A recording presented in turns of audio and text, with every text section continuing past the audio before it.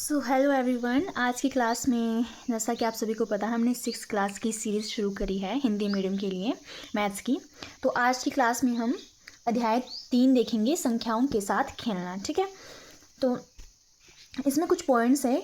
इस क्लास को, इस चैप्टर को शुरू करने से पहले कुछ पॉइंट्स हैं, हम उसको डिस्कस कर लेंगे उनको अच्छे तरह से, ताकि हम एक्सरसाइज को अच्छे से सॉल्व कर पाए। ठीक है, तो है फर्स्ट पॉइंट गुणनखंड और गुणज। ठीक है, तो गुणनखंड और गुणज क्या होता है? किसी संख्या का गुणनखंड उसका एक पूरा पूरा विभाजक होता है।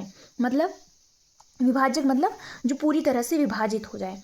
जैसे कि 4 है, 4 का एक गुणनखंड 1 होगा। जो 1 है वो तो सभी का गुणनखंड होगा, क्योंकि 1 को तो हम किसी से भी विभाजित कर सकते हैं। वैसे ही है 2, तो 2 भी क्या होगा? 4 का गुणनखंड होगा। क्यों? क्योंकि 2 भी 4 को पूरी तरह से विभाजित कर सकता है। जैसे ये 4 हो गया, ये 2 हो गया, 2 दूनी 4। ठीक है, शेषफल हमारे पास 0 बचा है। इसका मतलब है 2 भी 4 का एक गुणनखंड है। और वैसे ही 4 को तो 4 विभाजित करेगा ही। ठीक है, तो 4 भी इसका क्या हो जाएगा? एक गुणनखंड हो जाएगा। इसीलिए 4 के गुणनखंड के आगे 1, 2 और 4 संख्या 4 के पूरी विभाजक है, इसलिए ये संख्याएं 4 के गुणनखंड कहलाती है। ऑलराइट, नेक्स्ट है जैसे एग्जाम्पल है 20। अब 4 पंजा कितना होता है? 20, यानी 4 और 5 20 को पूरी तरह से विभाजित कर देंगे कि नहीं? 4 पंजा 20 होता है, 5 चौका 20 होता है। ठीक है, यानी 4 और 5 क्या होंगे? 20 के गुणनखंड होंगे। 4 और 5 संख्या 20 के गुणनखंड होंगे। ठीक है, और अब हम सेकंड पॉइंट पढ़ते हैं गुणज। जैसे गुणनखंड को तो क्लियर हो गया, अब गुणज क्या होगा? 20 संख्या 4 और 5 का गुणनखंड है। जो ये 20 है वो क्या है? संख्या 4 और 5 का गुणज है। गुणज मतलब 4 और 5 के पहाड़े में आता है, तो ये गुणज हो गया इसका। ठीक है, एक संख्या अपने प्रत्येक गुणनखंड का एक गुणज होती है। क्या कहा है? एक संख्या, कोई भी संख्या मान लो, वो अपने प्रत्येक गुणनखंड का एक गुणज होती है। जैसे 20 को ही मान लो, ये संख्या है, इसके गुणनखंड कौन कौन से थे? 4 और 5। तो जितने भी इसके गुणनखंड होंगे, 10 20 का गुणनखंड होगा 10 दूना 20 होता है, 2 भी होगा। तो वो जितने भी गुणनखंड होंगे सारे 4 5 2 10 1, ये संख्या उन सभी का क्या होगी? गुणज होगी। ये लाइन ये बोल रही है। ठीक है, आई होप आपको गुणनखंड और गुणज में कोई कंफ्यूजन नहीं होगी अब। ठीक है, नेक्स्ट चलते हैं। प्रत्येक संख्या का एक गुणनखंड होता है। ये तो मैंने आपको क्लियर करा दिया। जो एक है, संख्या 1 है, वो हर संख्या का क्या होगी?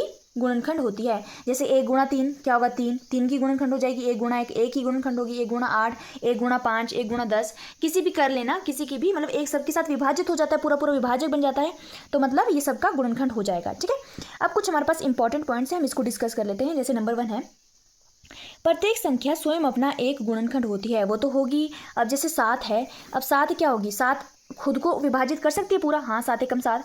8 होगी, 8 खुद को विभाजित कर सकती है, 8 एकम 8। ठीक है, पूरा विभाजक बन जाएगी। तो ये प्रत्येक हर जो संख्या होगी वो अपना एक गुणनखंड होगी। जैसे 7 एकम 7, 10 होगी, 10 एकम 10। ठीक है, अब है एक संख्या का प्रत्येक गुणनखंड उस संख्या का एक पूर्ण विभाजक होता है। ये क्या कह रहे हैं? कोई भी संख्या है, सपोज हमने ले ली 16। ठीक है, एग्जाम्पल के लिए 16 ले लो। उसका जो प्रत्येक गुणनखंड होगा, 16 के गुणनखंड कौन कौन से होंगे? 1 होगा, हाँ। फिर 1 के बाद 2 के पाड़े में 2 ठे 16 आता है, हाँ। इसके बाद 3 के पाड़े में 16 आता है, नहीं। तो 3 इसका विभाजक नहीं होगा, यानी गुणनखंड नहीं होगा। ठीक है, तो आगे 4 चौके 16 होता है। फिर 5 के पाड़े में नहीं आता है, 6 के भी नहीं आता है, 7 के भी नहीं। फिर 8 के आता है, 8 दूनी 16। फिर आ गया 16 एकम 16। ठीक है, तो एक संख्या का प्रत्येक गुणनखंड उस संख्या का एक पूर्ण विभाजक होता है। वो तो होगा ही। ठीक है, जब उसके पहाड़े में आ रहा है तो पूरी तरह से उसको काट पीट देगा। ठीक है, इसलिए वैसे 9 के हो जाएंगे। एक नया हो गया, 3 3 9 हो जाएगा, 9 एकम 9 हो जाएगा। तो ये 3 के आगे इसके गुणनखंड आ गए और ये इसके पूरे विभाजक हो गए। ठीक है, नेक्स्ट है, एक संख्या का प्रत्येक गुणनखंड उस संख्या से छोटा या उसके बराबर होता है। कोई भी संख्या है, हमने ले ली एग्जाम्पल 18। इसके प्रत्येक गुणनखंड कैसे होंगे? इस संख्या से छोटे होंगे या इस संख्या के बराबर होंगे। अभी सारे 1 2 3 6 9 18 से छोटे हैं या फिर 18 के बराबर है। ठीक है, तो कोई भी संख्या होगी, उसके गुणनखंड जितने भी होंगे वो क्या होंगे? वो संख्या खुद होगी या उससे छोटी होगी। ठीक है, जैसे 2 होंगे, 1 और 2। जैसे 3 के गुणनखंड कौन कौन से हो जाएंगे? 3 की क्या, कोई बड़ी रकम लेते हैं। ठीक है, जैसे 10 हो गए, 10 के गुणनखंड कौन कौन से हो जाएंगे? 1 के पहाड़े में आता है, 2 पंजे 10, 2 के पहाड़े में आता है, और 3 के तो नहीं आता है, 4 के भी नहीं। फिर 5 दूनी 5 के पहाड़े में आता है, और उसके बाद सीधे 10 के पहाड़े में आता है। तो ये सारे क्या हो गए? इसके गुणनखंड हो गए, इससे छोटे हैं या फिर इसके बराबर है। ठीक है, यही बोल रहे हैं। वैसे ही इसका उल्टा होगा, ये गुणज वाला। एक दी हुई संख्या के गुणनखंडों की संख्या परिमित होती है। परिमित मतलब फाइनाइट का मतलब होता है, या परिमित का मतलब होता है वो उसका कुछ नंबर होगा, या 10 होगा या 15 होगा या 20 होगा या 25 होगा, ठीक है। जैसे यहाँ पे 18 है, इसके गुणनखंड कितने हो गए? 1 2 3 4 5 6।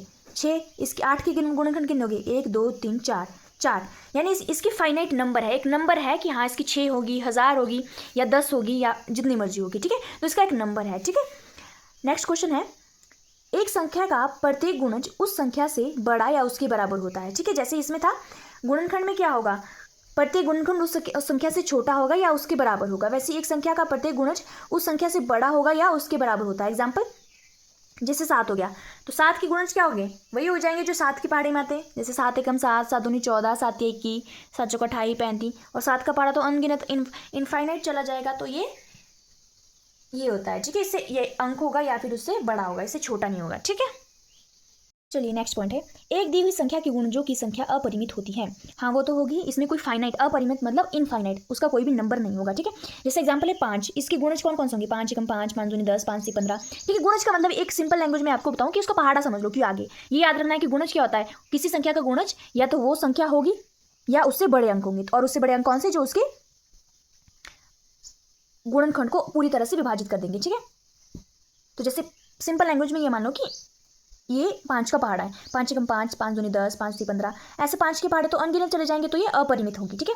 प्रत्येक संख्या स्वयं का एक गुणज है, वो तो है ही। गुणज मतलब गुणज, प्रत्येक संख्या स्वयं का एक गुणज है, वो तो है ही, ठीक है। जैसे 7 है, 7 एकम 7, ठीक है।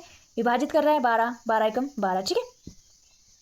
अब है एक पॉइंट इसमें, परफेक्ट नंबर मतलब संपूर्ण संख्या। ऐसी कोई संख्या बिल्कुल जो परफेक्ट हो, ठीक है, हमें ढूंढनी वो संख्या, ठीक है।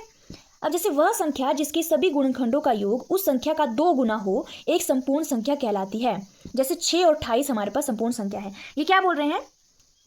उस संख्या की जितने भी गुणनखंड होगी उसका योग, मतलब उनको जोड़ेंगे तो संख्या का दुगुना होगा। मतलब 6 का दुगुना क्या होगा? 12। तो इसके गुणनखंड कौन कौन से आ गए? 1 आ गया, 2 हो गया, फिर 3 आ गया और 6 आ गया, ठीक है। इन्हीं के बारे में आता है 6। इनको जमा करो, 6 और 3 9, 10 11 और 1 12, आ गया 2 गुना, आ गया। वैसे 28 को करेंगे, इसके गुणनखंड क्या आगे? 1 2 4 7 14 28। इन सबको जब जमा करेंगे तो हमारे पास 56 आ गया, यानी 28 का 2 गुना होता है 56। 28 को 2 से गुना करेंगे तो 56 आएगा। तो ये दोनों संख्या कौन सी होगी? परफेक्ट नंबर होगी, क्योंकि परफेक्ट नंबर क्या होता है? इनके जब गुणनखंड को हम जमा करते हैं तो वो संख्या का 2 गुना आता है, और इनका 2 गुना आ रहा है, तो ये क्या है? परफेक्ट नंबर है या फिर एक संपूर्ण संख्या है। ऑलराइट, नाउ नेक्स्ट चलते हैं अब प्रश्नावली 3.1 में, ठीक है। फर्स्ट क्वेश्चन है, निम्नलिखित संख्याओं के सभी गुणनखंड लिखिए। जैसे पहला है 24, ठीक है। 24 का गुणनखंड क्या क्या हो जाएंगे? जैसे आ गया 1 गुणा 24, 24 एकम 24 आएगा, 12 दूना, फिर 2 2 गुणा 12, 24 आ गया। फिर 3 के पहाड़े में भी आता है 24, 3 अट्ठा 24, ठीक है। आगे 4 छिका 24, ठीक है। और 5 के पहाड़े में आता है नहीं, 6 नहीं, 6 चौका हो जाता है, ये तो हो गया 6 चौका या 4 छिका, ठीक है। तो हम लिख सकते हैं 6 चौका भी होता है 24। फिर 7 के पहाड़े में नहीं, फिर 8 के पहाड़े में आ जाता है 8 या 24 या 3 अट्ठा 24, ठीक है। और नेक्स्ट उसके बाद सीधा आता है 12 के पहाड़े में, 12 दूना 24 या 2 12 24, ठीक है। फिर 24 एकम 24। तो मतलब ये सारे अंक क्या हो जाएंगे? इसके गुणनखंड हो जाएंगे। जैसे 1 2 3 4 6 और इसमें 8 भी आएगा, ठीक है। इधर क्या आएगा? 8 भी आएगा, 6 8 12 और 24। ऑलराइट, तो ये होगी 24 के गुणनखंड। वैसे हमने 15 के निकालने हैं, 15 के निकालो। हाँ, 1 के पहाड़े, 1 तो सभी का गुणनखंड होगा ही, ठीक है। और 2 के पहाड़े में 15 था नहीं, 3 के पहाड़े में आता है, हाँ 3 पंजी 15, 5 के पहाड़े में उसके बाद 5 थी 15, 15 कम 15, तो ये 15 के गुणनखंड हो जाएंगे 1 3 5 15। नेक्स्ट है 21, 21 के गुणनखंड। 1 के पहाड़े में तो 21 आता है, 2 के पहाड़े में आता है 21, 9 3 7 21, 3 के पहाड़े में आता है 7 या 21, 1 3 7 21 के आगे इसके गुणनखंड आगे। वैसे 27, 27 चलते हैं, 1 के पहाड़े में आता है 27, ऑलराइट। फिर 3 9 27, उसके बाद सीधा 9 30 27 और 27 एकम 27। सिर्फ इन्हीं 4 के पहाड़े में आता है 27, और ये पहाड़े में आता है तभी तो ये क्या करेंगे? पूरी तरह से विभाजित कर देंगे इसको। और वही संख्या किसी का गुणनखंड तभी होती है जब वो संख्या उसको पूरी तरह से विभाजित कर दे, तो ये पूरी तरह से विभाजित तभी करेंगे क्योंकि इसके पहाड़े में आ रहे हैं। नेक्स्ट है 12, 1 12 12, 2 छिकी 12, 3 चौकी 12, 4 ती 12, 6 दूनी 12, 12 कम 12, तो ये इसके सारे गुणनखंड आ जाएंगे, ठीक है। फिर 20, 20 में क्या आ जाएगा? 1 2 2 ढाई 20 होता है, 4 पंजा 20, 5 चौका 20, 10 दूना 20, 20 एकम 20, तो ये सारे क्या आ जाएंगे? इसके गुणनखंड आ जाएंगे, ठीक है। नेक्स्ट है 18, 18 के 1 के पहाड़े में आता है, 2 के 3 के, उसके बाद 6 के और 9 के, फिर सीधे 18 के, तो ये सब क्या आ जाएंगे? इसके गुणनखंड आ जाएंगे, ठीक है। ऑलराइट, नेक्स्ट क्वेश्चन है 23 का गुणनखंड, ठीक है। 23 किस किस के पहाड़े में आता है? 1 के और सीधे 23 के, और किसी के पहाड़े में आता है? नहीं, तो सिर्फ 1 और 23 ही क्या होंगे? इसके गुणनखंड होंगे। वैसे ही अगला है 36। 36 किस किस के पहाड़े में आता है? इसे आ गया 1 के पहाड़े में, फिर 2 के पहाड़े में, 2 18 2 36 होते ना, 2 18 36, फिर 12 3 36 यानी 3 भी आ गया, 4 9 36, 6 6 36, 9 चौके 36, 12 3 36, 18 2 36, 36 कम 36। तो ये सारे आगे गुणनखंड 36 के, 1 2 3 4 6 9 12 18 36, ये आगे इसके गुणनखंड। ठीक है, नेक्स्ट है दूसरा, निम्न संख्याओं के प्रथम 5 गुणज लिखिए। अब गुणज क्या है? सीधा पहाड़ा लिखना है, सिंपल लैंग्वेज में याद रखना है। ठीक है, अब जैसे इसमें बोलते हैं 5 के, तो 5 के आगे वाले, एक तो यही संख्या होगी 5 एकम 5, और कौन से हो जाएंगे? 5 दूनी 10, 5 3 15, 5 चौका 20, 5 5 25। ठीक है, 5 ही बोला था उन्होंने, तो ये आगे 5 के गुणज 5 10 15 20 25। ठीक है, अगला है 9 के गुणज, 8 की गुणज है 8 16 24 32 40। ठीक है, पहाड़ा लिख देना है। वैसे 9 के 9 कम 9 9 दिन 18 9 30 27 9 चौका 36 9 पंजे 45। ठीक है, 5 प्रथम 5 गुणज लिखने थे, वो हमने लिख दिए। ठीक है, अगला है हमने कुछ मिलान करने हैं, और ये स्तंभ 1 है एक तरफ और स्तंभ 2 है दूसरी तरफ। तो 35 है जो, वो क्या है? इसमें से 7 पंजा 35 होते, तो 7 का गुणज है कि नहीं? 7 के पहाड़े में आता है 35। ठीक है, नेक्स्ट है 15। 15 इसमें से किसके पहाड़े में आता है? मतलब कुछ हो विभाजक वगैरह, 15 दूना 30 होते हैं। ठीक है, यानी 15 किसका गुणनखंड आ गया? 30 का।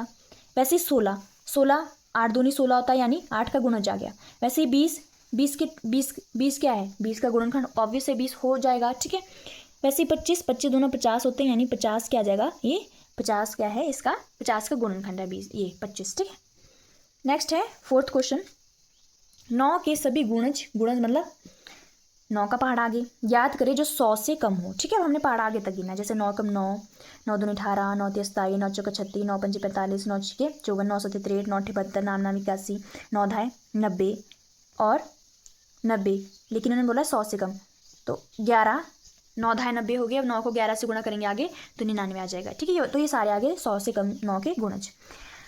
ऑल राइट, अब है नेक्स्ट पॉइंट। अब कुछ और पॉइंट्स आएंगे हमारे पास, बहुत इंपॉर्टेंट पॉइंट है, तो उसको ढंग से सुनिएगा, क्योंकि इससे बेस ही इसके बेस के ऊपर हमारे जो सेकंड एक्सरसाइज है इसकी वो होने वाली है। ठीक है, तो है अभाज्य और भाज्य संख्याएं। अब हम सबसे पहले पढ़ेंगे अभाज्य संख्याएं मतलब प्राइम नंबर। ठीक है, और भाज्य संख्याएं मतलब कंपोजिट नंबर। तो प्राइम नंबर यानी कि अभाज्य संख्याएं क्या होती है? वे संख्याएं जिनके गुणनखंड 1, ध्यान से सुनना, वो संख्या ऐसी संख्या जिनके गुणनखंड 1 और स्वयं वह संख्या ही होते हैं। ठीक है, हमारे पास एक एग्जाम्पल आया था पीछे 23 का। ठीक है, उसमें क्या था?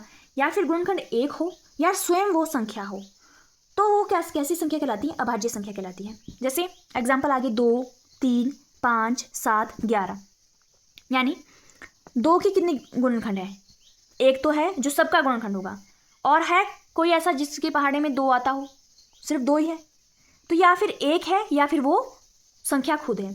वैसे ही 3 1 के पहाड़े में आता है और 3 ही के पहाड़े में आता है और किसी के पहाड़े में नहीं आता। जैसे 5 है, 1 के पहाड़े में आता है या फिर 5 के पहाड़े में आता है। ठीक है, तो ये सारी संख्या क्या है?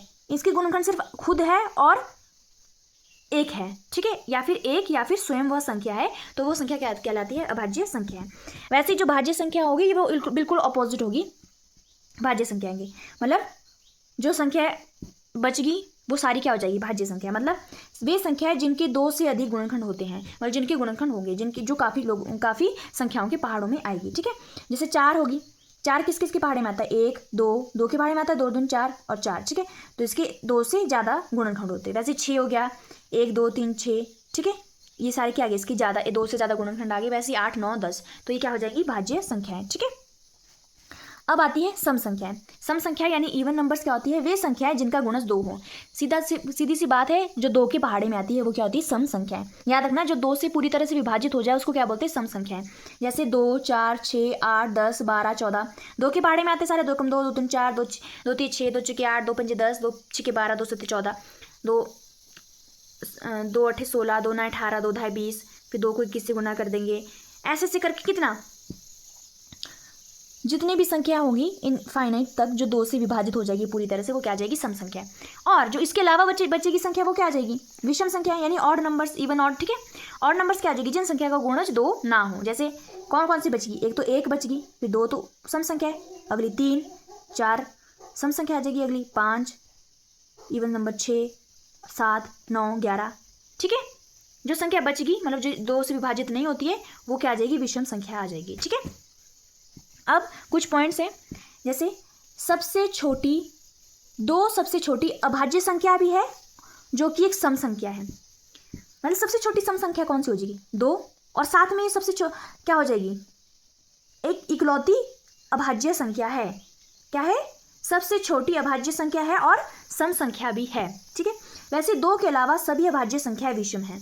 ऑलराइट, 2 ही एक इकलौती एक ऐसी संख्या है जो सम भी है और अभाज्य ही है। 2 के अलावा सारी संख्याएं अभाज्य संख्या है बट विषम है, अविषम होगी। ठीक है। ऑलराइट, नेक्स्ट चलते हैं प्रश्नावली 3.2 में। ठीक है।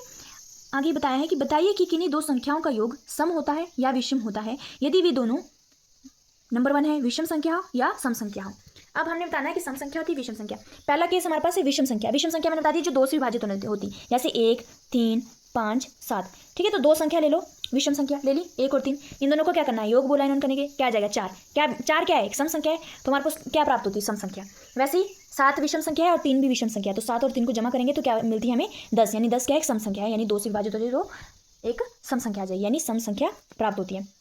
अगला बोला है सम संख्या। अगर सम संख्या हो तो ये क्या है, 2 + 4, दोनों क्या है, सम संख्या है। दोनों को जमा करके क्या मिलेगी, सम संख्या ही। 6 क्या होती है, सम संख्या ही होती है। वैसे 8 और 4 सम संख्या है, प्लस करके मिला 12, 12 भी क्या है, सम संख्या है, तो क्या मिलता है, सम संख्या ही प्राप्त होती है। अब है नेक्स्ट सत्य और असत्य करने हैं हमने। पहला है 3 विषम संख्याओं का योग सम होता है। 3 विषम संख्याओं का योग सम होता है। अब देखते हैं असत्य है कि सत्य है। 3 विषम संख्या ले लो, कौन कौन सी लेनी है, विषम संख्या मतलब 1 ले लो, 3 ले लो और 5 ले लो। करना जरा जमा इनको तीनों को, 5 और 3 8 और 1 9। क्या सम संख्या है हमारे पास, 9। 9 2 के पहाड़े में आता है 9, नहीं, तो ये 2 से विभाजित नहीं होगा, मतलब ये सम संख्या है भी नहीं, तो ये क्या आ जाएगा, असत्य। ठीक है, सम नहीं होता इसका। अगला है 2 विषम संख्याओं और एक सम संख्या का योग सम होता है। 2 विषम संख्या और एक सम संख्या। 2 विषम संख्या ले लो, जैसे 1 और 3, और एक सम संख्या ले लो 2। इनको जमा करो, 3 और 2 5 और 1 6, क्या मिली, सम संख्या मिली एक। ठीक है, तो योग सम संख्या होता है, यानी सत्य।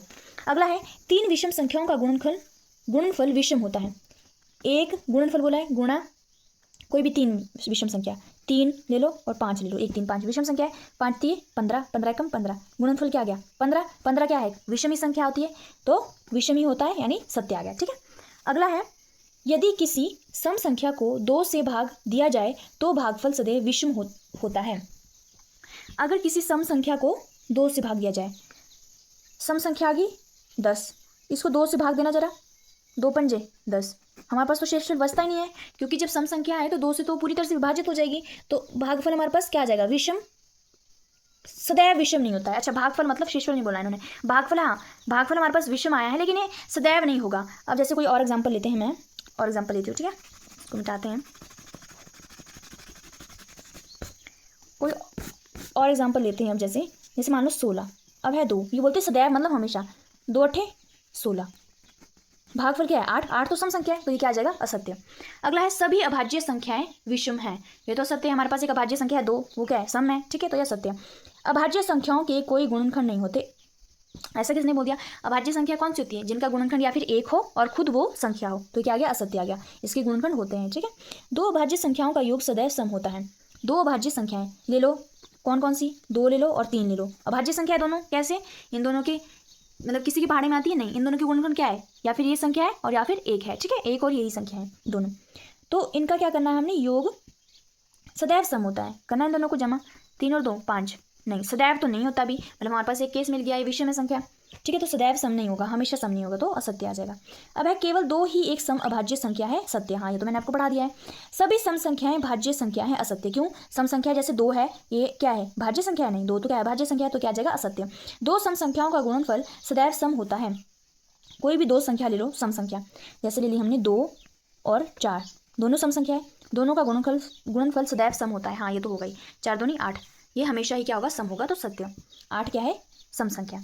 संख्या 13 और 31 अभाज्य संख्या है। इन संख्या में से 2 अंक 1 और 3 है, हाँ दोनों अंक है। 100 तक की संख्याओं में ऐसे अन्य सभी युग्म लिखिए, ऐसे लिखने हमने, मतलब उल्ट पुल्ट करके संख्या, जैसे 13 और 31 है, तो और दोनों क्या होनी चाहिए, अभाज्य संख्या होनी चाहिए। तो वैसे तो हमारे पास बहुत सारी संख्या हो जानी थी कि नहीं, जैसे 29 एंड 92, बट यहाँ पे हमारे पास 92 क्या है, 92 क्या है, एक सम संख्या है और सम संख्या है तो मतलब ये विभाजित हो जाएगी, ठीक है। विभाजित हो जाएगी तो ये क्या हो जाएगी, इसके और भी गुणनखंड आ जाएंगे तो ये क्या हो जाएगा, अभाज्य संख्या नहीं रहेगी। हमने सिर्फ अभाज्य संख्या ढूंढनी, तो अभाज्य संख्या 17 हो जाएगी, 71 हो जाएगा, 19 और 91 हो जाएगा, ठीक। उल्ट पुलट करके लिखना है 79 और 97, सिर्फ यही 3 जोड़े हैं 100 से नीचे जो इस तरह से पेयर बनाते हैं, ठीक है। अगला है 20 से छोटी सभी अभाज्य व भाज्य संख्या अलग अलग लिखें, ठीक है। अभाज्य संख्या लिखी 20 से छोटी, कौन सी आ जाएगी, अभाज्य संख्या मतलब जिसका जो सिर्फ अपने पहाड़े में आती है और एक के पहाड़े में आती है। तो एक के पहाड़े में तो देखो सारी आती है, ठीक है। अब ये ढूंढना है कि हमने जो अपनी पहाड़े में आती है सिर्फ, जैसे 2 3 हाँ 5 हाँ 6 होगा, नहीं 2 3 6 होता है, 6 तो आता है किसी के बारे में तो 6 नहीं होगा। फिर 7 हाँ 8 होगा, नहीं 8 क्यों नहीं होगा, 4 दूनी क्या होता है 8 होगा, यानी 2 चौके क्या होगा 8 होगा, यानी वो किसी के पहाड़े में आता है तो अभाज्य संख्या नहीं होगी। आगे 11 फिर 13 फिर 17 और फिर 19। अब जो बचेगी वो सारी आ जाएगी भाज्य संख्या, जैसे 4 6 8 9 10 12 14 15 16 18, इन सभी के गुणनखंड हैं, मतलब ये बहुत संख्याओं के पहाड़ों में आती है, ठीक है। अब है 1 और 10 के बीच में सबसे बड़ी भाज्य संख्या लिखिए, ठीक है। 1 और 10 के बीच में सबसे बड़ी, यहाँ तक देखो ये तो 11 है ना, यहाँ से छोटी 10 से नीचे आ जाएगी तो 1 से 10 के बीच में सबसे बड़ी अभाज्य संख्या हो जाएगी 7, ठीक है। निम्नलिखित को 2 विषम अभाज्य संख्याओं के योग के रूप में लिखें। जैसे 44 आ गया नंबर 1, तो उसको कैसे लिख सकते हैं अभाज्य संख्या के, उसमें एक तो 1 आ गई और साथ में क्या होनी, 2 विषम अभाज्य संख्या बोली उन्होंने, ठीक है। और तो विषम बोला है तो विषम के लिए क्या आ जाएगा 1 और प्लस 43, ठीक है। तो 43 1 प्लस 1 44, ठीक है। वैसे 36 क्या आ जाएगा, एक ले लो, 5 विषम संख्या भी है और अभाज्य संख्या भी है, प्लस 31 विषम संख्या भी है और अभाज्य संख्या भी है, तो 31 और 5 36। वैसे ही 24 ले लिया, 19 प्लस 5 24, 18 ले लिया, 7 प्लस 11, दोनों अभाज्य संख्या और विषम संख्या है, ठीक है। सम संख्या इसमें से है नहीं कोई भी। अभाज्य संख्या के ऐसे 3 युग्म लिखिए जिनका अंतर 2 हो। ये तो बहुत ईजी है, शुरू से ले लो, यहाँ पे भाज्य संख्या लिखी है हमने। अब अंतर 2 हो, 5 में से 3 गया 2, यानी 3 और 5 आ जाएगा, 7 में से 5 गया 2, 5 और 7 आ जाएगा, और 11 ये तो ज़्यादा हो जाएगा गैप, तो 13 और 11 में से 13 में से 11 गए तो गैप क्या आ जाएगा, अंतर मतलब 2 आ जाएगा, ठीक है। अगला है निम्न में से कौन सी अभाज्य संख्या है, बताना। 23 51 37 और 26। हाँ जी 23 तो है क्योंकि 23 सिर्फ एक के पहाड़े में आता है और 23 के पहाड़े में आता है। 51, अब कई लोग 51 में भी टिक मार देंगे, क्यों, ऐसा लग रहा है कि नहीं है भाज्य संख्या, लेकिन 51 तो पहाड़े में आता है कि नहीं आता है। 17 थी कितना होते हैं 51 होते हैं, तो ये 3 के पहाड़े में आता है और 17 के पहाड़े में भी आता है, और खुद के और एक के पहाड़े में तो आते हैं, तो इसके 4 गुणनखंड हो जाएंगे, तो मतलब ये भाज्य संख्या नहीं रहेगी। हाँ 37 हमारे पास क्या है भाज्य संख्या, 26 तो सम संख्या है तो 2 से विभाजित होने वाली है, तो ये हमारे पास अभाज्य संख्या नहीं होगी। ऑलराइट, चलिए नेक्स्ट क्वेश्चन करते हैं, 9th क्वेश्चन। 100 से छोटी 7 क्रमागत भाज्य संख्याएं, क्रमागत मतलब जो एक के बाद एक आती है, जैसे एक के बाद क्या आता है 2 3 4 5 6, तो क्रमागत संख्या होगी सारी, ठीक है। एक के बाद एक आती है जो क्रमागत, हमने क्या लिखनी है, भाज्य संख्या लिखनी है जिनके बीच में कोई अभाज्य संख्या नहीं हो। ओके, जिनके बीच में कोई अभाज्य संख्या नहीं हो। अब हम जितना भी शुरू करेंगे 1 से लेकर 100 तक, 1 2 3 4 5 6 7 8 9 10, जितना भी आ जाएगा 40 41 42 43, कोई ना कोई बीच में भाज्य संख्या आई जाएगी। तो सिर्फ एक ये पेयर होगा जो जिसमें कोई भी क्या अभाज्य संख्या बीच में नहीं है, भाज्य संख्या होगा, जैसे 90 91 92 93 94 95 96। इसके बाद जो 97 होगी वो अभाज्य संख्या हो जाएगी। तो इस 100 से छोटी सिर्फ यही पेयर हमारे पास यही होगी जो जिनके बीच में कोई भी अभाज्य संख्या नहीं है और क्रमागत है, मतलब एक के बाद एक आ रही है, ठीक है। अगला है निम्नलिखित में से प्रत्येक को 3 अभाज्य संख्याओं के योग के रूप में व्यक्त कीजिए। अब 21 को 3 के उसमें करना है, तो जैसे 3 आ गया, क्या आ जाएगी अभाज्य संख्या आ जाएगी 3, 5 भी अभाज्य संख्या है और 13 भी अभाज्य संख्या है, तो तीनों को जमा करेंगे 5 और 3 8 और 3 11, यानी 21 आ जाएगा। 31 को ऐसे तोड़ के लिख लो, 7 + 11 + 13, 53 को 13 + 17 + 23, 61 को 7 + 23 + 31, ठीक है। सारी क्या है अभाज्य संख्या है ये सारी, और इनको तोड़ के लिखा है हमने, ठीक है। अगला क्वेश्चन है 20 से छोटी अभाज्य संख्याओं के ऐसे 5 युग्म लिखिए जिनका योग 5 से विभाज्य हो। 20 से छोटी क्या लिखनी है हमने, अभाज्य संख्या लिखनी है 5, ठीक है। 5 युग्म लिखनी है जिनका योग 5 से क्या हो विभाज्य हो, मतलब जो 5 के पहाड़े में आता हो, सीधी सी बात है, ठीक है। 5 के पहाड़े में आएगा तभी 5 से विभाजित हो जाएगा, पूरा पूरा कट जाएगा, शेषफल नहीं बचेगा, ठीक है। तो जैसे आ गया अभाज्य संख्या 3 और 7 ले लो, 7 और 3 10, हाँ। आगे 13 + 7 20, 5 से विभाज्य, हाँ। 19 + 1 ये क्या है हमारे पास सारी अभाज्य, सिर्फ अभाज्य संख्याओं के ऐसे 5 युग्म लिखने। 19 + 1 20, 17 + 3 20, 17 + 13 30, तो ये सारे क्या आ जाएंगे 5 से विभाजित है, ठीक है। तो ये लिखना था। नेक्स्ट क्वेश्चन है 12वां, वह संख्या जिसके केवल 2 गुणनखंडों एक क्या कहलाती है, भाज्य संख्या कहलाती है। बताया था मैंने, सिर्फ 2 गुणनखंडों मतलब जो एक हो और खुद वो संख्या हो, ठीक है। वह संख्या जिसके 2 से अधिक गुणनखंडों क्या कहलाती है, भाज्य संख्या कहलाती है। एक ना तो, हाँ इसको याद रखना पॉइंट को, एक ना ही हमारे पास अभाज्य संख्या और ना ही एक भाज्य संख्या है। सबसे छोटी अभाज्य संख्या कौन सी है, सबसे छोटी 2 से शुरू होती है तो 2, क्योंकि एक तो हमारे पास ना भाज्य संख्या ना भाज्य, ठीक है। तो सबसे छोटी भाज्य संख्या क्या है? भाज्य संख्या कहाँ से शुरू होती? एक तो हमारे पास सॉरी 2 हमारे पास अभाज्य संख्या है, 3 भी भाज्य संख्या है, 4 क्या है? 4 क्या है? भाज्य संख्या। तो सबसे छोटी कहाँ से भाज्य संख्या शुरू? तो 4 से। सबसे छोटी सम संख्या है ऑब्वियस है, क्या है? 2 है। अब है कुछ पॉइंट्स है जो इंपॉर्टेंट है, नेक्स्ट वो करते हैं। नेक्स्ट है 2 से विभाज्यता। 2 से विभाज्यता मतलब यदि अब हमने देखना है कि कुछ रकमें कुछ संख्याएं लेंगे हम, और हमने उनके नियम देखने हैं कि उनको किस किस तरह से हम विभाजित कर सकते हैं, किन किन अंकों द्वारा वो विभाजित हो जाएगी और वो किन किन अंकों को विभाजित कर सकती है, और उनके कुछ विभाज्यता के नियम हैं, ठीक है। तो हम उसी को पढ़ेंगे। अब कुछ नियम्स हैं तो इसको ध्यान से समझिएगा, क्योंकि नेक्स्ट एक्सरसाइज इसी के ऊपर बेस्ड है, ठीक है। जैसे 2 से विभाज्यता, यदि किसी संख्या के इकाई के स्थान पर 0, 2, 4, 6 या 8 में से कोई अंक हो तो वह 2 से विभाजित हो जाती है, ठीक है। कौन कौन संख्या बोला है? 0, 2, 4, 6, 8, ठीक है। तो वो कितनी बड़ी संख्या हो, हमने सिर्फ उसका इकाई का अंक देखना है, ठीक है। जैसे 12 होगी, इसका इकाई का अंक क्या है? यहाँ से शुरू इकाई ढाई, इकाई का अंक है 2, हाँ, तो ये क्या हो जाएगी? 2 से विभाजित हो जाएगी। तो हम बड़ी रकमें देखते हैं, जैसे 2, 4, 6, इकाई का अंक देखो सिर्फ क्या है? 6 है, 6, हाँ, तो ये 2 से विभाजित हो जाएगी। 2, 0, 2, 0 विभाजित होने का मतलब है ये पूरी तरह से कट जाएगी, हमारे पास कुछ शेषफल नहीं बचेगा, ठीक है। हमारे पास सीधा भागफल आ जाएगा। 2, 0, 2, 0, हाँ, 0 है इकाई के अंक पे, ठीक है। इकाई के अंक पे 4 है, ऑलराइट। इकाई के अंक पे 2 है, ठीक है। तो ये 2 क्या हो जाएगी? 2 से विभाजित हो जाएगी। नेक्स्ट है 3 से विभाज्यता। संख्या के अंकों का योग 3 का एक गुणज हो। कोई भी संख्या है जैसे 4, 3 एंड 5, अगर इन तीनों 435 हमारे पास एक संख्या है, ये 3 से तभी विभाजित होगी अगर इसके अंकों का योग 3 के पहाड़ी में आता हो या 3 से विभाजित होता हो। जैसे आ गया, क्या आ जाएगा? करना इनको जमा, 4 और 3 7 और 5 12, अंकों का योग क्या है? 12। 12 3 के पहाड़ी में आता है, यानी 3 का एक गुणज हो, तो 3 चौके 12, ठीक है। तो ये क्या आ जाएगा? 3 से विभाजित हो जाएगी। जैसे एग्जाम्पल है 21 के अंकों को जमा करो, 2 और 1 इनको जमा किया 3, हाँ, हो जाएगा 3 से विभाजित, ओके। जैसे 5 और 4 9, क्या आ जाएगा? 9 9 होता है 3 से विभाजित, हाँ, हो जाएगा। 6 और 3 9 9 आता है 3 के पहाड़े में, हो जाएगा, ठीक है। तो ये 3 से विभाज्यता के कुछ नियम हैं। अब है 4 से विभाज्यता का नियम। 4 में हम क्या देंगे? अंतिम 2 अंक इकाई और दहाई के स्थान के अंकों को देखना है, अंतिम 2 अंक, ठीक है। यहाँ पे सिर्फ हमने इकाई का अंक देखा था, यहाँ पे अंकों का योग देखा। अगला है 4 से कि अंतिम 2 अंक देखने हैं, इससे बनी संख्या 4 से विभाज्य हो तो वो 4 क्या हो जाएगी? सिर्फ लास्ट के 2 अंक देखने, अगर वो 4 से विभाजित हो जाती तो पूरी संख्या क्या हो जाएगी? 4 से विभाजित हो जाएगी, ठीक है। जैसे ये अंक है, इसके इकाई और ढाई के स्थान के अंक देखो, मतलब लास्ट के 2 अंक देखने हैं। ये था है 12, 12 4 से विभाजित हो जाएगा, 4 के बारे में 12 आता है, 4 3 12, ठीक है। तो क्या हो जाएगा? विभाजित हो जाएगा, यानी ठीक है 4 से। नेक्स्ट है 4 6 1 2, इकाई का अंक देखो 12 ही है, तो 4 3 12, हाँ, ये भी हो जाएगा। 2 अंक देखने, 4 चौके 16, हाँ, हो जाएगा। इसको देखो 4 8 32, हाँ, हो जाएंगे, ठीक है। अगला है 5 5 से विभाजित होता तो बहुत ज़्यादा इजी। इकाई का स्थान देखना है, अगर 0 और 5 हो तो ही विभाजित होगा, सिर्फ 0 और 5। 5 के लिए क्या याद रखना है? अगर 0 हो और या 5 हो, ठीक है, और वो भी इकाई के स्थान पे। तो इकाई का स्थान देखो 105, हाँ, हो जाएगा। इकाई के स्थान पे 5 है, 0 है, 0 है और 5 है, ठीक है। इसका तो बहुत आसान था। नेक्स्ट है 6 से विभाज्यता, ठीक है। 6 से विभाज्यता क्या होगी? अगर कोई संख्या 2 से भी विभाजित हो जाती है और 3 से भी विभाजित हो जाती है तो ऑब्वियस है कि वो 6 से भी विभाजित हो जाएगी। 6 से विभाज्यता का नियम यही बोलता है हमारे पास कि संख्या 2 और 3 दोनों से विभाजित हो तो वो संख्या 6 से भी विभाजित होती है। अब 2 से चेक करने के लिए हमारे को क्या करना है? इकाई का अंक देखना है, 0 2 4 6 8, और 3 से विभाजित के लिए क्या चेक करना है? इसके अंकों का योग करना है। अगर इन दोनों में पास हो जाती है तो मतलब 6 के लिए भी वो विभाजित हो जाएगी। जैसे एग्जाम्पल है 18, पहले देखो 8 है पीछे, हाँ, 2 से विभाजित हो रही है। अब 3 के लिए अंकों का योग करो, 8 और 1 9, हाँ, 3 के पहाड़े में आता है, तो ये 6 से विभाजित हो जाएगी, 6 थी 18, ठीक है। वैसे ही 24, वैसे ही 36, ठीक है। अगला है 8 से विभाज्यता। 8 से विभाज्यता के लिए अंतिम 3 अंक 8 से विभाजित हो।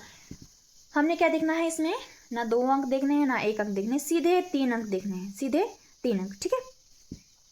3 अंक देखो, जैसे 8216, 7216 और 216, ठीक है। तो 3 अंक देखने हमने 216, 8 से विभाजित करना, मतलब 8 से 216 को भाग करो, 8 या 24 होती है, 8 दूनी 16, 5 आ जाएगा, 6 8 7 56, पूरा पूरा विभाजित हो गया, हाँ। तो 216 क्या हो जाता है, इससे विभाजित होता है 8 से। वैसे ही 3 अंक देने 216 और 216, ठीक है। तो बस हमने 3 अंक देखने लास्ट के, तो ये 8 से विभाजित हो जाएगी। चलिए नेक्स्ट है 9 से विभाजिता। 9 से विभाजिता भी सेम 3 से विभाजिता की जैसी है। इसमें भी हमने अंकों का योग चेक करना, अगर 9 से विभाजित है तो विभाजित हो जाएगी। जैसे 6 और 3 जमा करो, दोनों को अंकों का योग करो, 6 और 3 9 हो जाएगा, तो 9 से विभाजित हो जाएगी। 8 और 1 9, हाँ 9 के पहाड़े 9 आता है, हाँ। अगला है ये करो, 6 और 4 10 और 8 18, 18 9 दूनी 18 होते हैं, तो ये भी क्या हो जाएगा, विभाजित हो जाएगी। अगला है 10 से विभाजित है, तो बहुत ज़्यादा इजी, सिर्फ इकाई का अंक देखना है। अगर 0 हो तो बस 10 से विभाजित हो जाएगी। जैसे 100 हो गया, 1000 हो गया, 1320, इकाई के अंक पे 0 है, 1030, इकाई के अंक पर 0 है, तो ये भी क्या हो जाएगी, 10 से विभाजित हो जाएगी। नेक्स्ट है 11 से विभाजिता, ठीक है। 11 से विभाजिता है, दाएं से विषम स्थानों, इसको ढंग से सुनना, ठीक है। दाएं क्या होता है, राइट से चेक करना है हमने। विषम स्थानों के अंकों का योग और सम स्थानों के अंकों का योग का अंतर ज्ञात किया जाए। यदि अंतर 0 है या 11 से विभाज्य है तो वह संख्या 11 से विभाजित हो जाती है। एग्जाम्पल चेक करते हैं, जैसे 308 को बोलो दाएं से, मतलब राइट से जाना है हमने, राइट से इधर को, राइट क्या है ये, लेफ्ट क्या है ये, तो राइट से हमने विषम स्थानों पे जाना। विषम स्थानों मतलब एक छोड़ के, विषम स्थान क्या होते हैं, एक छोड़ के, ठीक है। और सम स्थान क्या आ जाएंगे, एक छोड़ के आ जाएंगे। तो जैसे विषम स्थान आ गया ये 8, दाएं से जाना इधर को, +3 क्या गया 11, ठीक है। 11 हमने अंतर याद करना है। और सम संख्याओं के अंकों का योग, सम संख्या मतलब सम संख्या कितनी बची, 0 ये बीच में, तो 0, इनका अंतर करो 11 - 0, आंसर क्या गया 11, हाँ। तो अगर हमारे पास 0 मिलता है या 11 मिलता है तो वो संख्या हो जाएगी 11 से विभाजित, ठीक है। तो ये संख्या हो जाएगी 11 से विभाजित, ठीक है। इसलिए चेक करिए, थोड़ा कॉम्प्लिकेटेड है बट ये प्रैक्टिस से आ जाएगा, ठीक है। अगला है जैसे 1331, राइट से चलना है, राइट से, ठीक है। राइट से चलते हैं इधर को, 1 आ गया, आगे क्या है 3, 1 + 3 = 4। फिर अब यहाँ से आना है इधर को, सम स्थानों पे, मतलब एक छोड़ के, 1 आ गया प्लस ये 3, 1 + 3 = 4, तो 4 में से 4 माइनस कर देंगे तो 0 आ जाएगा, मतलब ये भी क्या हो जाएगी, 11 से विभाजित हो जाएगी, ठीक है। ऑलराइट, बहुत सिंपल है ये। अगला है प्रश्नावली 3.3 करते हैं। इसमें हमारे पास कुछ संख्या दी है, ये टेबल आपने उतार लेना है, ठीक है।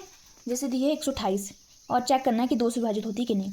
तो मैं आपको 2 करके दिखा देती हूँ, बाकी आपने खुद करनी है, ठीक है। मैं ये 2 करा देती हूँ आपको। अब जैसे 2 से चेक करने के लिए क्या बोला था मैंने, हमने लास्ट अंक देखना है, इकाई का अंक अगर 0 2 4 6 8 हो तो क्या हो जाएगी, 2 से विभाजित हो जाएगी, 8 है, होगी।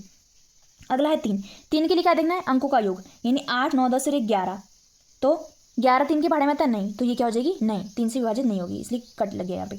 4 के लिए हम क्या देखेंगे, लास्ट के 2 अंक देखेंगे। लास्ट के 2 अंक देखो, मतलब इकाई और ढाई का 4 7 कितना होता है 28, यानी 4 से विभाजित हो रही है तो 4 से विभाजित हो जाएगी पूरी संख्या।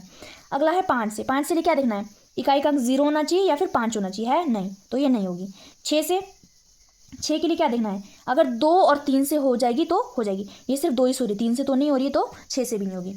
अगला है 8 से लिए क्या, तीनों अंक देखो, तीनों अंक करेंगे हम, तो 8 से तीनों अंक करेंगे 128, 8 8 एकम 8 4 8 8 6 48, हाँ, तो पूरी होगी, यानी 8 से हो रही है।